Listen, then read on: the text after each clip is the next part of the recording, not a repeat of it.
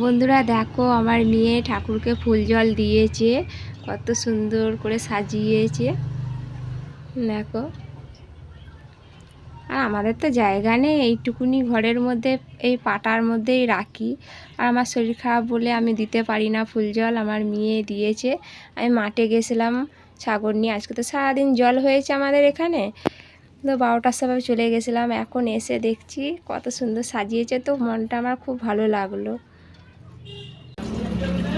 এই ছাগলটার নাম মুনু। এর পেটে বাচ্চা ছিল, দুটো বাচ্চা নষ্ট হয়ে গেছে। বেচারি কি কাঁদছে, যখনই ছাড়ছি সে মাঠের মধ্যে হয়েছিল ওখানেই ছুটে চলে যাচ্ছে। দৃশ্য দেখলে কান্না পেয়ে যাবে, কি বলবো, কি কষ্ট ছাগলটা।